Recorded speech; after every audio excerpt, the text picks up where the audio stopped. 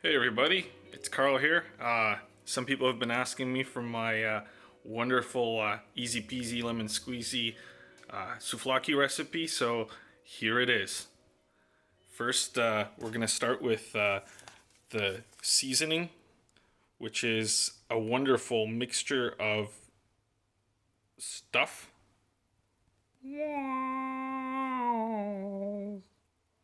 3 pounds of pork, half a cup of olive oil, 4 tablespoons of lemon juice, 4 cloves of garlic, 2 teaspoons of oregano, and a teaspoon of salt. Ideally, what you want to be doing is you want to be trying to grind up your oregano in a mortar and pestle, because we all love Costco. We buy our oregano as big jar of green stuff, and you toss that into your jar.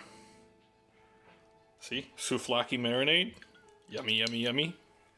And you just mix it up. The meat looks wonderful. You're gonna need to chop it up and use handy dandy the agreement maker, as I like to call it, on the meat, and we'll do that in just a minute, but I gotta cut all this up first. Alright, so we'll see you in a bit. Bye-bye. Okay, so we have the pork tenderloin right here, and you'll notice there's the meat side and then there's the not meat side, and so that's a mixture of fat and ligaments. And the thing is that it's very hard to cut out the ligaments, but it's really easy to cut out the fat. You just shave it off.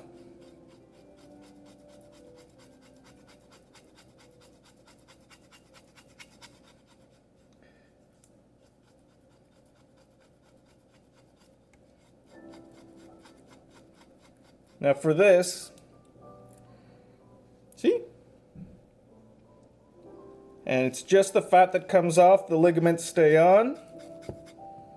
Look at that. Makes the final product a lot more yummy. If you have pets, then you can be extra sloppy and cut it with a bit of meat and get them to eat it all, but seriously, I just want to get rid of this fat so it doesn't wind up in my arteries. Alright, so after the shaving's done, then it's time to cut it into about inch and a half thickness, about that much. Cut them up, and then smashy smashy. The more the flavor will go out of the oregano and into the relative phases. So mix it up. I know it looks yucky, but it's going to be awesome. So in the meantime, the meat.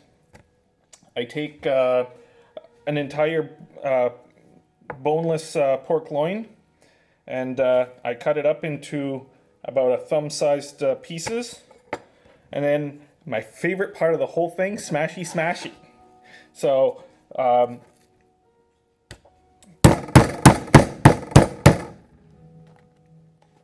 yeah, I gotta keep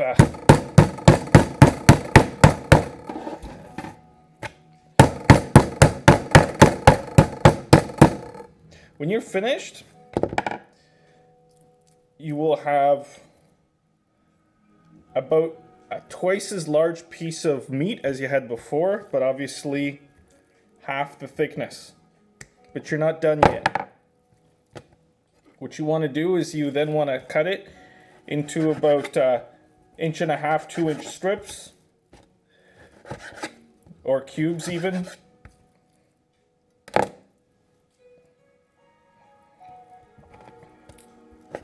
And then off they go into their lovely little metal bowl to be mixed in with the marinade later. So there's going to be a special way that we're going to work with that today, but there's nothing to prevent you from going ahead and making kebabs out of it, so do whatever you want. So it should be noted that when you're doing the tenderizing part, there's a lot of different techniques. There's the double tap, there's the triple tap, and then there's the I have a sibling tap. Why can't you be more like your brother?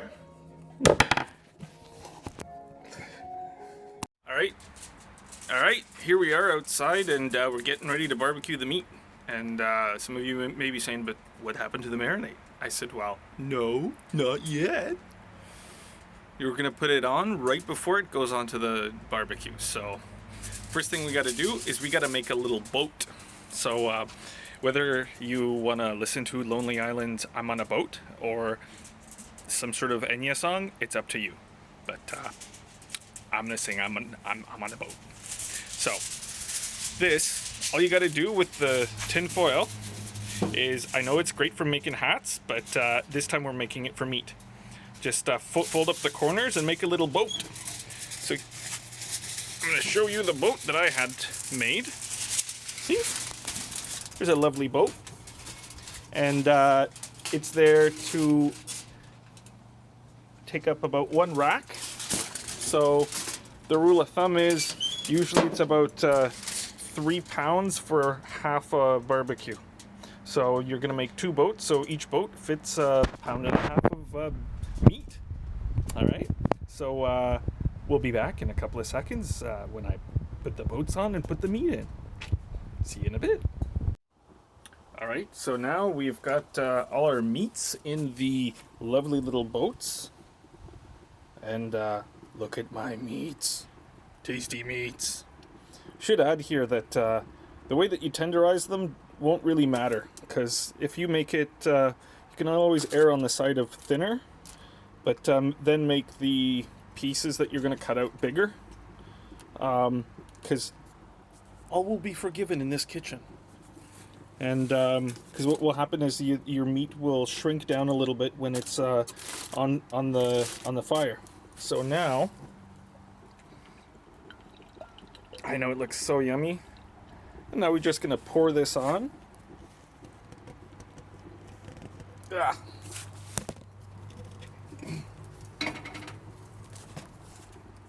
We'll edit that part out later. But so here's our souvlaki marinade. We pour it here like this. We're gonna pour it here like this. And because it's in a boat, it's all gonna stay nice and safe.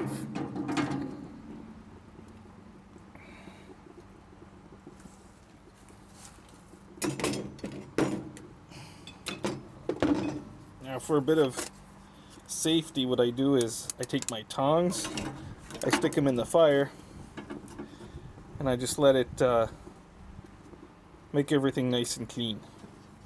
Because God knows there's probably hamsters and mice and squirrels and chipmunks and all sorts of yet to be yummy animals running around here.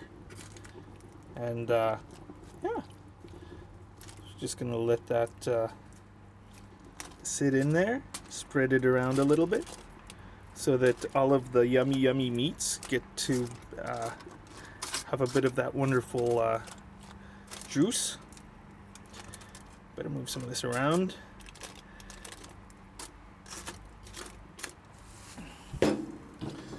And now we can just close it off and let it do its thing.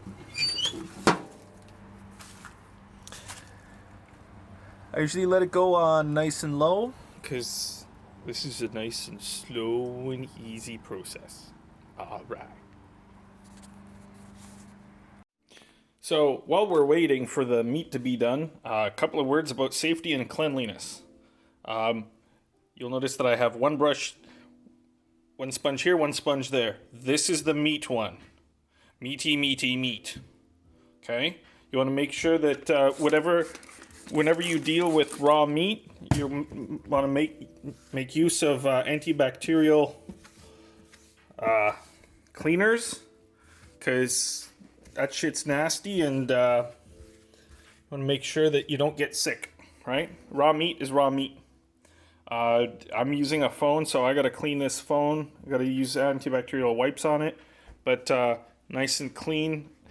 All this stuff washed up, dried out, and put away. So do that now while you're waiting for the meat to get ready. Meat. All right. Now another thing about safety. When you're cooking meat is this lovely stuff. It'll be in the oil and you can see it's very slowly bubbling. That's why we're going at it low and slow. And once it's done on a given side, you'll be able to see here, it's kind of whitish. Okay?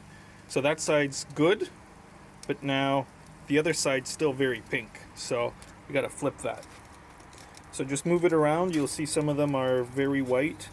Anytime you see pink, flip it to the pink side down. Okay? This is lovely, and again, I'm on a boat and it's going fast, and I got a tropical theme touching my Afghan. On a boat like Leo, when you're on the show, then you're sure not me-o. So now it's about a half an hour later, and as you can tell, there's not really any pink left in any of these. It just smells really good, and it's almost ready. We're gonna let it go for a little longer. You have to watch out not to let it go for too long, lest it become really rubbery. But as you can tell, the meat's pretty good. It's cooked both sides, and it tastes great. Alright, so it's been about 40 minutes, and it's yummy. It's awesomely good, and all of this stuff is now ready to eat. So now, remember this? This had to be washed because we want to make sure that there's no raw bits in here. So this was washed, cleaned, dried, and now we're going to take this and put it in there. Now the real secret is that the reason why we have these bolts is so that we can transfer the juice as well. So that will be really good. Unfortunately, I can't do that and still film at the same time, so I have to pause, and I'll see you back in the kitchen. Alright, and so here we are. We got a nice giant bowl of 3 pounds of pork souvlaki. And I'm going to be just enjoying this right out of the bowl. You can tell I left all the juice in so that the meat doesn't dry out. So that before you decide what you're going to eat later on, you just pull out either the dry meat or the wet meat and warm it up, and off you go. Obviously, I'm going to take some of the drier meat, dip it into the jalapeno lime aioli, eh? Bada bing, bada boom. All right. Bon appetit.